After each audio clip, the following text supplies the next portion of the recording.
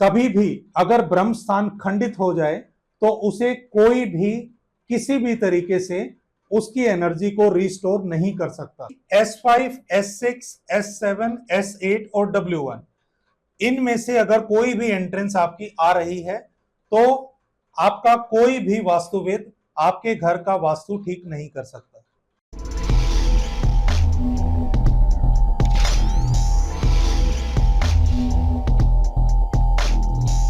नमस्कार, PWGD की इस खास पेशकश में मैं दीप्ति शर्मा आप सबका स्वागत करती हूं, आपका अभिनंदन करती हूं। और आज हमारे साथ हैं वास्तुविद आचार्य सुमित शर्मा जी, जो कि हैं वास्तु में एक जाना पहचाना नाम। नमस्कार आचार्य जी, आपका स्वागत है। हमारी कम्युनिटी में बहुत टाइम से लोग पूछ रहे थे कि कृपया करके एक वास्तु कंसल्टेंट को बुलाया जाए। तो दोस्तों, आज हमारे साथ हैं आचार्य सुमित शर्मा जी, जो कि एक वास्तुविद हैं और हमारे वास्तु में एक जाना पहचाना नाम है। आचार्य जी, अक्सर लोग वास्तु को अंधविश्वास मान लेते हैं, तो मेरा आपसे प्रश्न है कि क्या आप बता सकते हैं कि वास्तु क्या है लोगों के लिए, हमारे श्रोतागणों के लिए, और ये हमारे जीवन को कैसे प्रभावित करता है? आपने बहुत अच्छा क्वेश्चन किया और सबसे पहले आप सभी श्रोताओं को नमस्कार। और जैसा कि आपने पूछा कि वास्तु क्या है, तो वास्तु वास्तु अर्थात तू जहां वास करता है, the place where you dwell, that is called vastu. और ये केवल आज की ही विद्या नहीं है, ये सदियों पुरानी विद्या है और प्राचीन समय से इसके बारे में हमारे जो पूर्वज हैं वे भी अध्ययन करते रहे हैं। और इसका जो वर्णन है वो हमारी मत्स्य पुराण और सम्रांगण सूत्रधार और विश्वकर्मा प्रकाश, इन सभी पुस्तकों में वास्तु का वर्णन आया है। और वास्तु क्या है? जल, वायु, अग्नि, पृथ्वी और आकाश, ये जो 5 तत्व हैं, इन 5 तत्वों का हमारे शरीर में बैलेंस होना, यही वास्तु है।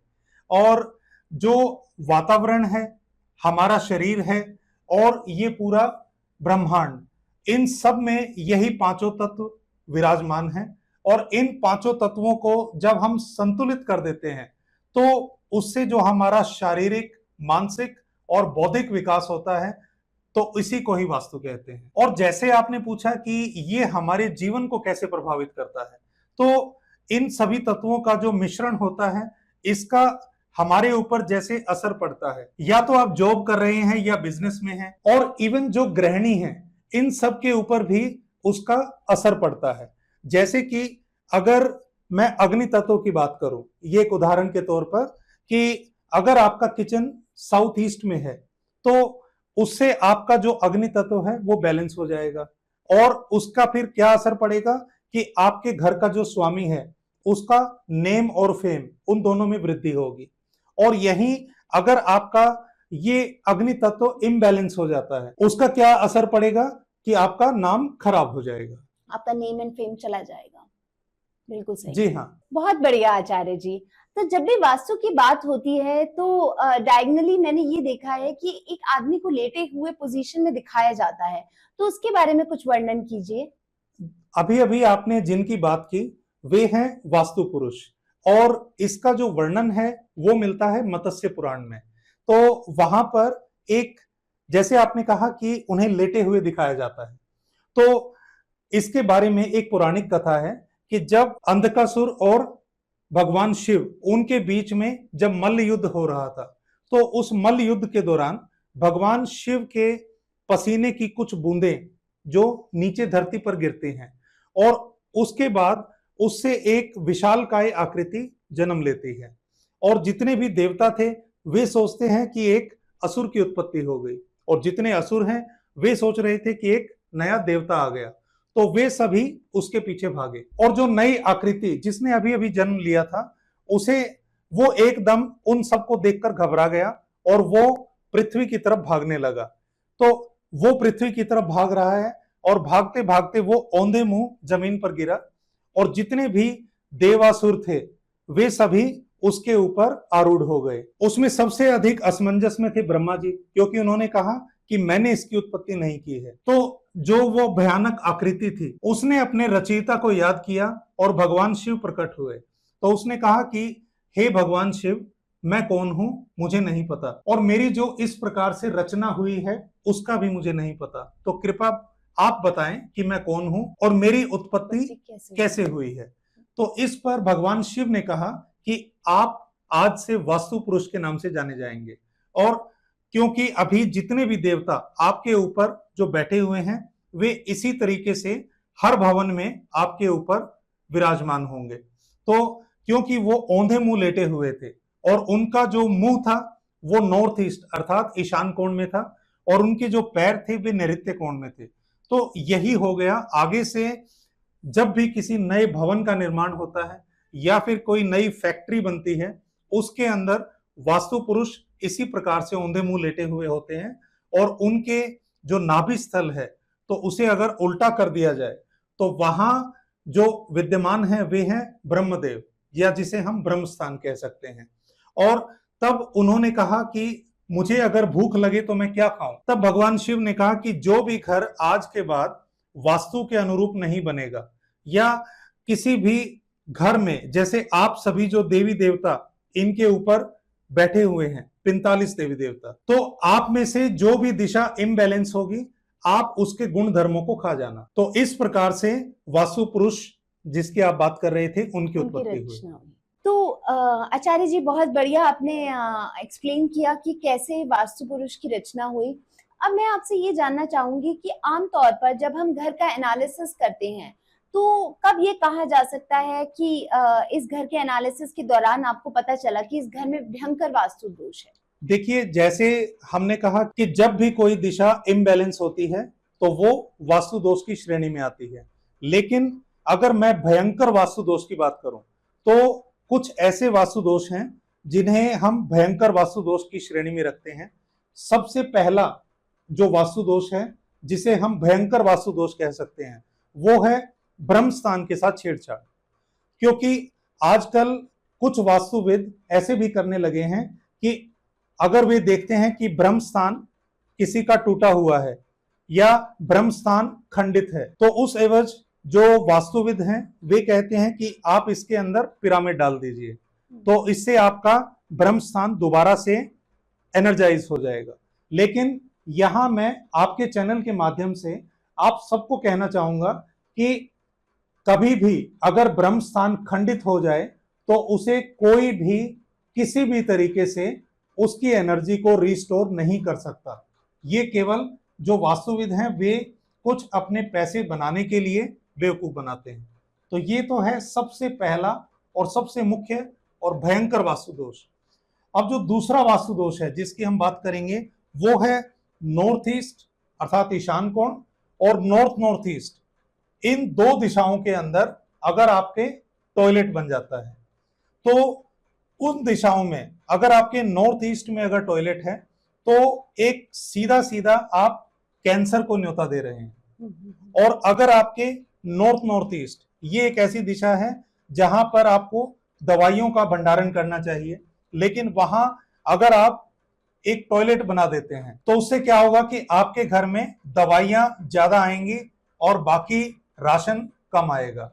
जब भी देखेंगे कोई ना कोई दवाई वाला आपके घर पर आ रहा होगा। एक तो होता है कि आप दवाइयां खा रहे हैं और एक है कि दवाइयां आपको खा रही हैं। तो अगर आपके नॉर्थ नॉर्थ ईस्ट में अगर इम्बैलेंस हो जाए, टॉयलेट आ जाए, तो ये भी एक भयंकर वास्तु दोष की श्रेणी में आता है। और जो तीसरा है वो है आपका साउथ वेस्ट का एंट्रेंस। साउथ वेस्ट होता है नैऋत्य कोण। अब जो हम दिशाओं की बात करें east west north south, right. अब हर दिशा को अगर हम 8 भागों में डिवाइड करें तो E1 से लेकर E8 तक, W1 से लेकर W8 तक, N1 से लेकर N8 तक और S1 से लेकर S8 तक, तो एक पॉसिबल 32 डायरेक्शन हो सकती हैं किसी भी घर में। अब यहां पर अगर आपका नैऋत्य कोण की एंट्रेंस हो जाती है जो हम साउथ वेस्ट बोलते हैं, तो आपकी S5, S6, S7, S8 और W1 इनमें से अगर कोई भी एंट्रेंस आपकी आ रही है तो आपका कोई भी वास्तुविद आपके घर का वास्तु ठीक नहीं कर सकता। तो ये भी एक भयंकर वास्तु दोष की श्रेणी में आता है। और इसी प्रकार से अगर आपका जो घर है वो टी पॉइंट पर बन रहा है, साउथ में टी पॉइंट, जैसे एक ये रोड है और एक रोड यहाँ है और इस टक्कर पर आपका मकान है, तो वो मकान कभी भी डेवलप नहीं होगा, कभी भी प्रोग्रेस नहीं कर पाएगा। और अगर प्रोग्रेस कर भी लेता है तो 10 साल के बाद उसी मुकाम पर दोबारा आ जाएंगे जहां से वो शुरू हुए थे। तो इसीलिए एक ये भी भयंकर वास्तु दोष की श्रेणी में आता है। और एक और है कि एक पूरा कस्बा बसा हुआ है, उस कस्बे के अंदर जो उसका साउथ वेस्ट कॉर्नर बनता है, तो साउथ वेस्ट कॉर्नर का सबसे आखिरी प्लॉट, वो प्लॉट आप कभी भी भूल कर भी मत लें, क्योंकि वो प्लॉट अगर आपने लिया तो वो प्लॉट आपको कभी भी ग्रो नहीं होने देगा, और अगर आपने गलती से खरीद लिया तो आप कभी उसे बेच भी नहीं पाएंगे। तो ये कुछ ऐसे वास्तु दोष थे जो भयंकर वास्तु दोषों की श्रेणी में आते हैं। आचार्य जी, बहुत बढ़िया कि आपने हमें हमें ये ज्ञात कराया कि कौन कौन से भयंकर वास्तु दोषों की श्रेणी में आते हैं, क्योंकि हम लोग प्रोग्रेस करना भी चाहते हैं बट कुछ बेड़ियां डल जाती हैं इन्हीं वास्तु दोषों के कारण, जिनके कारण हम प्रॉपर तरह से ग्रो नहीं कर पाते। तो ये आपने जो रीजंस बताए श्रोताओं, I want you to write these so that at least आप लोगों के घर में इस तरह के भयंकर वास्तु दोष बिल्कुल भी ना हो। अब आचार्य जी, मैं एक और आपसे जानना चाहूंगी इसी से रिलेटेड कि आमतौर पर हमने सुना है कि जैसे घर खरीदने से पहले हम वास्तु दोष देखते हैं, ऐसे ही अगर घर बन चुका है तो आचार्य जी मैं जानना चाहूंगी कि अगर घर बनने के बाद हमें इन्हीं में से किसी वास्तु दोष का पता चलता है कि हमारे घर में ये भयंकर वास्तु दोष पैदा हो चुका है, तो ऐसी श्रेणी में हमें क्या करना चाहिए? आपने बहुत अच्छा क्वेश्चन किया, और इसके बारे में मैं आपसे कहना चाहूंगा कि जो प्रमुख और भयंकर वास्तु दोष थे, जैसे कि ब्रह्म स्थान खंडित होना और आपकी साउथ वेस्ट की एंट्रेंस या फिर नॉर्थ ईस्ट का टॉयलेट, तो इन 3 वास्तु दोषों का कोई इलाज नहीं है। तो इसमें तो आपको केवल क्या करना होगा कि अगर आपका नॉर्थ ईस्ट का टॉयलेट है तो आपको वहां से टॉयलेट तोड़ना होगा। अगर आपका साउथ वेस्ट का एंट्रेंस है तो कोशिश कीजिए कि आपको अपनी एंट्रेंस शिफ्ट करें, क्योंकि आपको वहां अगर शिफ्ट करने का कोई प्रोविजन नहीं है, कोई प्रावधान नहीं है, तो आपको वो घर ही चेंज करना होगा। और इसके अलावा बाकी जितने भी वास्तु दोष हैं, हम उसकी रेमेडी और उसका सॉल्यूशन देते हैं without any demolition in the house, बिना कोई तोड़फोड़ किए हुए। बहुत बढ़िया आचार्य जी, एटलीस्ट हमें ये तो पता चल रहा है श्रोतागण कि कौन कौन से हमारे लिए भयंकर वास्तु दोष हैं और कौन से ऐसे हैं जो लाइलाज हैं। कि कुछ लोग हमें बोल देते हैं कि पिरामिड सेट कर दीजिए या इससे हमारा वास्तु दोष का निवारण हो जाएगा, तो एटलीस्ट हमें पता चल रहा है कि जो बिल्कुल भी नहीं कट सकते वो कौन से हैं और कौन से हैं जिनका हम इलाज करके अपने आप को और सफल बना सकते हैं। तो आचार्य जी, मेरा जो नेक्स्ट क्वेश्चन है वो है कि अगर हम वास्तु की बात करें तो main entrance, bedroom, kitchen, toilet, इनका हमारे जीवन पर क्या प्रभाव है और इनका वास्तु के अकॉर्डिंग अगर हम इनको करना चाहें तो कैसे हम इनको एनालाइज कर सकते हैं, इनको अपने हिसाब से आप एज ए वास्तुविद हम जब आपसे डायरेक्शन ले तो किस तरह से ये होने चाहिए? देखिए, आपने बहुत अच्छा क्वेश्चन किया और आपने सभी चीजों को एक समग्र रूप से पूछ लिया। यहाँ मैं 1 by 1 इसका आंसर देना चाहूंगा। सबसे पहले हम बात करते हैं मेन एंट्रेंस की। तो जैसा इससे पहले हम बात कर रहे थे कि एक घर में 32 एंट्रेंसेस पॉसिबल हैं, E1 से E8 तक, W1 से W8 तक, N1 से N8 तक और S1 से लेकर S8 तक। अब हमने नेगेटिव की तो बात की, S5, S6, S7, S8 और W1, इसके अंदर आपका मुख्य द्वार कभी नहीं आना चाहिए। अब अगर हम बात करें कि वो पॉजिटिव एंट्रेंस कौन सी है जिसके अंदर मुख्य द्वार आना चाहिए, तो हर दिशा के हम 3rd और 4th क्वाड्रेंट को अगर हम ले लें, E3, E4, W3, W4, N3, N4 और S3, S4, तो ये 8 एंट्रेंसेस ऐसी हैं जो कि आपको डिवाइन एंट्रेंस हम कह सकते हैं। इनमें अगर आपका एंट्रेंस आ जाता है, आप अपना हार्ड वर्क करते रहें और आपने अगर एक ध्येय बना लिया है, आप उस ध्येय के ऊपर चलते रहें, तो इन एंट्रेंसेस का आप काफी पॉजिटिव फल पाएंगे। और इन एंट्रेंसेस के साथ वे आपको आपके गोल अचीव करने में काफी मदद करेंगे। और बाकी जितनी भी एंट्रेंसेस हैं उनका हमें वास्तु के द्वारा एक सॉल्यूशन करना होगा। तो ये तो बात हुई मेन एंट्रेंस की। अब इसके बाद हम बात करते हैं किचन। किचन एक ऐसी जगह है जहां से आपका पूरा आहार नियंत्रित होता है। तो किचन हमेशा किस डायरेक्शन में होना चाहिए? जो सर्वोत्तम मानी गई है वो है आपकी साउथ ईस्ट। इसके अलावा किचन अगर किसी और डायरेक्शन में आ जाती है तो उसके हमें नेगेटिव रिजल्ट देखने को मिलते हैं। और यहां मैं एक बात और कहना चाहूंगा कि आपका जो बर्नर है और जो आपका सिंक है उसे आपने एक ही टाइल के ऊपर, एक ही पत्थर के ऊपर नहीं रखना है।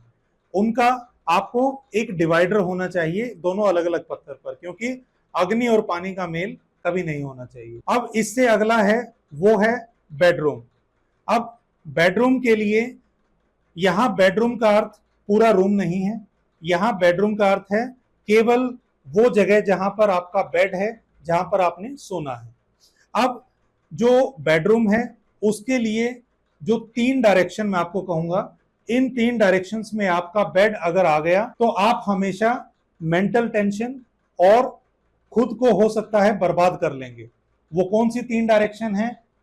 आपकी east south east. East south east के अंदर अगर आपका बेड है तो आपकी जो एनालिटिकल पावर है, आपकी जो सोचने की क्षमता है वो क्षीण हो जाएगी, धीरे धीरे फ्लश ऑफ हो जाएगी।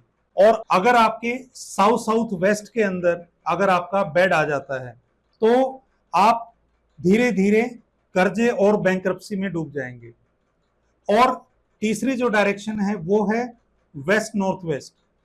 वेस्ट नॉर्थ वेस्ट के अंदर अगर आपका बेड आ जाता है तो आप किसी भयंकर व्यसन का भी शिकार हो जाएंगे और आप डिप्रेशन में चले जाएंगे। तो ये 3 डायरेक्शन जहां पर आपका बेड नहीं होना चाहिए, बाकी सब जगह बेड उचित है। अब इसके बाद है टॉयलेट। अब हमने बात की थी कि अगर आपके नॉर्थ ईस्ट या नॉर्थ नॉर्थ ईस्ट के अंदर अगर टॉयलेट आ जाता है तो वो आपके लिए एक भयंकर वास्तु दोष है। और यहां मैं कहूंगा कि 3 ऐसी डायरेक्शन जिनकी हमने अभी बात की कि वहां पर बेड नहीं होने चाहिए, अगर उन तीनों डायरेक्शंस में आपके टॉयलेट आ जाता है तो वो आपके लिए बहुत ही अच्छा है। अगर आपके ईस्ट साउथ ईस्ट में अगर आपके टॉयलेट आ जाए, या फिर आपके साउथ साउथ वेस्ट में टॉयलेट आ जाए, या फिर आपके वेस्ट नॉर्थ वेस्ट में टॉयलेट, तो ये तीनों टॉयलेट के लिए आइडियल डायरेक्शंस हैं। और इन टॉयलेट्स का अगर आप यूज करेंगे तो जो इसके गुण धर्म हैं वो आपको पॉजिटिव रिजल्ट दे देंगे। कि अगर किसी व्यक्ति के डिप्रेशन है और वो वेस्ट नॉर्थ वेस्ट के टॉयलेट को यूज करना शुरू करता है तो धीरे धीरे उसका डिप्रेशन भी कम होगा। और यहां मैं एक चीज और ऐड करना चाहूंगा जो आपके क्वेश्चन से रिलेटेड नहीं है, लेकिन आप सभी श्रोताओं को उसका काफी अच्छा फल मिलेगा। वो है कि जब हमने बात की नॉर्थ नॉर्थ ईस्ट, ये जो डायरेक्शन है ये है जहां पर आप अपनी दवाइयों को स्टोर करके रख सकते हैं। अगर कोई ऐसा व्यक्ति जिसका जो कहे कि हमने इसे अलग अलग डॉक्टर्स को दिखा दिया लेकिन इसे किसी की दवाई नहीं लगती, तो वो नॉर्थ नॉर्थ ईस्ट के अंदर एक व्हाइट कलर के डब्बे में या ट्रांसपेरेंट डब्बे के अंदर आप वहां पर अपनी दवाइयों को रखें नॉर्थ नॉर्थ ईस्ट में, और उसके ऊपर अश्विना इतना सा लिखें और उसे वहां पर रख दें। तो उसके बाद वहां पर आप देखेंगे कि उस व्यक्ति को दवाइयां लगनी भी शुरू हो जाएंगी और वो धीरे धीरे ठीक होना भी शुरू हो जाएगा। क्योंकि जो ये नॉर्थ नॉर्थ ईस्ट डायरेक्शन है, इसे मैं आप सभी व्यूअर्स को भी कहूंगा कि एक तांबे के लोटे में या तांबे के गिलास में जल भरकर नॉर्थ नॉर्थ ईस्ट में रखें और हर रोज सुबह के समय उस पानी को पिएं, तो आपके शरीर को वो काफी ऊर्जावान भी करेगा और डिटॉक्सिफाई भी करेगा। Wow Acharya ji, I am really happy for the viewers कि आपने कितने क्रक्स में और कितनी अच्छी चीजें बताई। हमारे 4 मेजरली इम्पैक्ट करते हैं, जैसे कि हमारी किचन, हमारा टॉयलेट, हमारा मेन एंट्रेंस, हमारा बेडरूम। तो हमें अब पता है कि हमें किस डायरेक्शन में सोना है, कौन सी डायरेक्शन हमारी एंट्रेंस की होनी चाहिए, किस डायरेक्शन में मेरा सिंक या फिर मेरी गैस होनी चाहिए और किस डायरेक्शन में मेरा WC होना चाहिए। तो श्रोताओं, I think this is very logical and very good interpretation of these, तो आप नोट करते रहिए जरूर। तो आचार्य जी, मेरा अगला प्रश्न है कि किसी के घर में गृह कलेश है या डोमेस्टिक वायलेंस है या फिर कोई जॉब में स्टक हो गया है या वो एक अच्छा फिनिशर नहीं बन पा रहा या उसकी जॉब में ग्रोथ नहीं हो पा रही जैसा वो चाहता है उसी उसी स्पीड के साथ, तो मेरा आपसे क्वेश्चन है, क्या ये वास्तु दोष तो नहीं है या इसका कारण घर का वास्तु तो नहीं है? देखिए, यहाँ मैं एक चीज स्पष्ट करना चाहूंगा कि अगर आपकी जॉब में प्रोग्रेस नहीं हो रही है और आप एक स्टेगनेंट पॉइंट पर आ गए हैं, तो अगर आप कहें कि इसका कारण केवल और केवल वास्तु है, तो नहीं। Vastu can be one of the reason. Vastu can be one of the reason, क्योंकि होता क्या है कि एक व्यक्ति है जिसने अपने पूरे घर को वास्तु कंप्लाइंट कर लिया और उसके बाद अगर वो शांत होकर बैठ जाए तो ये गलत है, क्योंकि वास्तु आपको एक पग देता है, एक एक्स्ट्रा स्टेप देता है कि आप अपने जीवन में और ज्यादा प्रोग्रेस पाएं।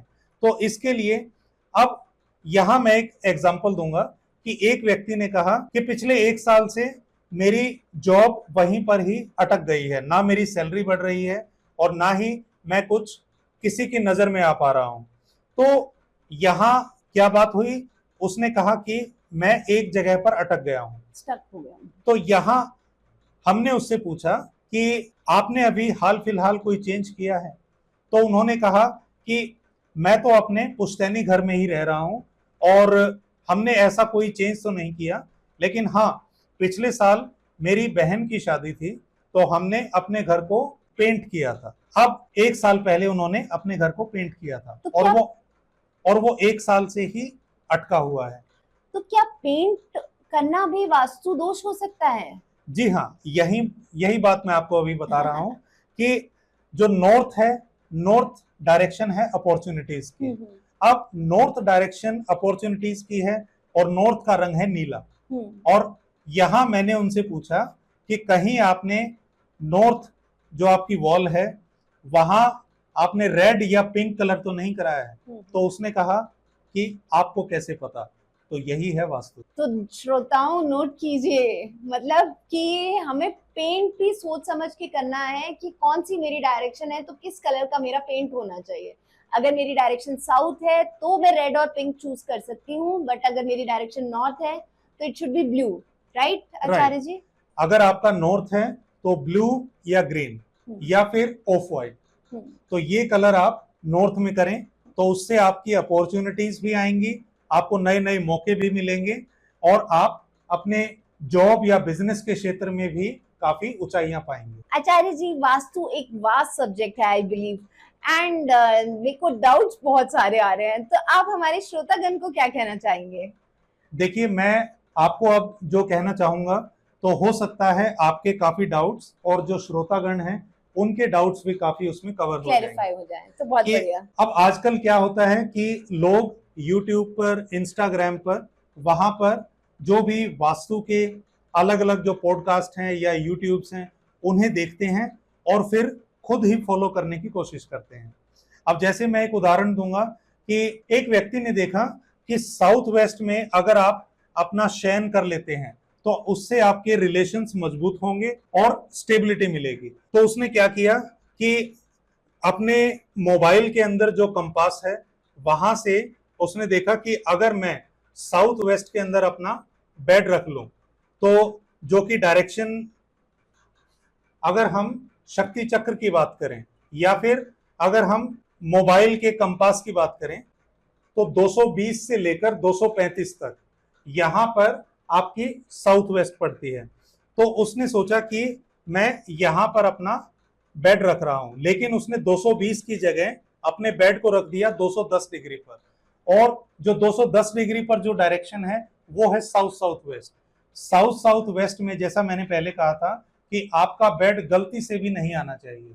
तो वो व्यक्ति जो अभी स्टेबिलिटी ढूंढ रहा था, वो व्यक्ति जो अपने रिलेशंस को स्ट्रॉन्ग करना चाह रहा था, यहां पर जैसे ही उसने बेड रखा, विद इन 15 डेज वो ऐसी हालत में आ गया कि उसके जितने भी रिश्तेदार थे उन्होंने उसके ऊपर यकीन करना बंद कर दिया, वो उन सब से अलग थलग पड़ गया और बैंकरप्सी तक की नौबत आ गई। तो इसीलिए मैं आपसे यही कहूंगा कि आप जागरूक बनिए, लेकिन अगर आपको अपने घर का वास्तु कराना है तो उसके लिए किसी ना किसी वास्तुविद या किसी वास्तु एक्सपर्ट की सलाह अवश्य लें। तो दोस्तों, मैं आपसे रिक्वेस्ट करती हूँ कि ऐसा आप हरगिज ना करें, क्योंकि इतनी इतनी छोटी छोटी डिग्रीज पर भी जब इतना बड़ा एनालिसिस चेंज हो जाता है, तो मेरे हिसाब से आपको एक वास्तुविद एवं वास्तु आचार्य की जरूरत है, और उनकी दिशा के अकॉर्डिंग ही आप ऐसे डिसीजंस लें और अपने घर में चेंजेस करें। खुद करने से थोड़ी थोड़ी डिग्रीज पर ये मैटर करता है कि कैसे हम गलती से कुछ गलत डिग्री भी चूज कर सकते हैं और उसका हमारे ऊपर बैड इम्पैक्ट भी पड़ सकता है। और यहाँ मैं आपको एक चीज और ऐड करना चाहूंगा कि यहाँ जो आप जिस वास्तुविद को बुलाएं, तो सबसे पहले आप ये देखें कि वो कहीं ऐसा तो नहीं कर रहा है कि वो आपके घर के ब्रह्म स्थान को अंदाजे से लेकर और पूरे घर का आपका मैप बना रहा है। आपको ऐसा नहीं करना है। सबसे पहला स्टेप यही है कि आप अपने घर की प्रॉपर ग्रिडिंग कराएं, और प्रॉपर ग्रिडिंग का अर्थ है कि एक एक चीज जो आपकी घर की कहाँ रखी है, किस एंगल पर रखी है, कितनी डिग्री पर रखी है और किस डायरेक्शन में है, वो सब चीजें उस ग्रिडिंग के अंदर प्रॉपरली मैप हों। और इसके साथ ही साथ आपके जितने भी साउथ वेस्ट, साउथ ईस्ट, कौन कौन सी जो दिशाएं हैं, और उसमें आप प्रॉपर जो बार चार्ट है उसकी भी मदद लें, क्योंकि बार चार्ट में आपकी कौन सी डायरेक्शन बढ़ी हुई है ये क्लियरली इंडिकेट होगी। और इसके साथ जो तीसरी चीज होगी, जिसमें आपके जो 45 देवता आपके घर में कहां कहां विराजमान है और उन देवता की जो मारमाज मार्कें, ये सब चीजें आप अपने आर्किटेक्ट से अवश्य बनवाएं। और जब ये सब चीजें तैयार हो जाएं, तब आप इन्हें एक अच्छे वास्तुविद को, एक अच्छे वास्तु एक्सपर्ट को दिखाएंगे, तो उसके बाद वो आपके घर में आपकी खुशियों में चार चांद लगा देगा। ऑसम आचार्य जी। व्यूअर्स, अगर आपको भी कोई डाउट्स है और या फिर आप आचार्य जी से कोई और प्रश्न करना चाहते हैं, तो स्क्रीन पर दिए हुए नंबर पे आप डायल कर सकते हैं और अपने अपने कमेंट के थ्रू अपनी प्रॉब्लम्स को शेयर कर सकते हैं। हम तुरंत ही उनका आंसर करेंगे, आचार्य जी के साथ कंसल्ट करवाएंगे आपकी। आचार्य जी, आज आपने हमारे श्रोताओं को बहुत ही बढ़िया और बहुत ही सरल तरीके से जो वास्तु का ज्ञान दिया, उसके लिए आपका बहुत बहुत शुक्रिया। और आपकी बातें न केवल दिशाओं की ही थी, बल्कि पारस्परिक संबंध और संतुलन कैसे हम अपने जीवन में धारण कर सकते हैं, उसमें भी आपने हमारे श्रोताओं को बहुत अच्छा ज्ञान दिया। उसके लिए मैं आपका तहे दिल से धन्यवाद करती हूँ। धन्यवाद। तो आचार्य जी, आज आपके साथ बहुत ही अच्छा लगा मुझे। ये इंटरेक्शन बहुत अच्छी रही। आई होप श्रोताओं को भी बहुत ही ज्यादा इंफॉर्मेटिव नॉलेज मिली होगी आज हमें वास्तु से रिलेटेड। तो आचार्य जी, मैं आपसे जानना चाहूंगी कि आप यहाँ पॉडकास्ट पर आए, आपको कैसा लगा हमारा यहाँ पॉडकास्ट? मुझे काफी अच्छा अनुभव हुआ, क्योंकि जैसे ही आपकी जो एंट्रेंस है, यहाँ से जब हम एंटर हुए तो आपकी एंट्रेंस जो मैंने देखा कि वो आपकी E3 के ऊपर एंट्रेंस है, जो काफी अच्छा है। और उसके साथ ही साथ आपके अंदर भी मुझे एक फायर एलिमेंट काफी अच्छा लगा, क्योंकि एक व्यक्ति जो चलता फिरता अपने एक गुण धर्म को लेकर चलता है, तो आपके अंदर मुझे एक फायर एलिमेंट दिख रहा है, तो ये आपके चैनल को ग्रो करने में काफी मदद करेगा। धन्यवाद आचार्य जी, इतने सब पॉजिटिव वर्ड्स के लिए। That really means it, because logically I was not knowing that what is my entrance and how I am conducting myself, but it gives you gave me immense knowledge through Vastu, so I really admire it. तो दोस्तों, अगर आपको ये podcast पसंद आया हो तो इसे लाइक करें, सब्सक्राइब करें और इसे शेयर जरूर करें अपने प्रियजनों के साथ। अगली बार फिर मिलेंगे एक और नए पॉडकास्ट के साथ और एक और नए शख्सियत के साथ। तब तक के लिए नमस्कार, बहुत बहुत धन्यवाद और आपका दिन शुभ हो। जय श्री राम। जय श्री राम।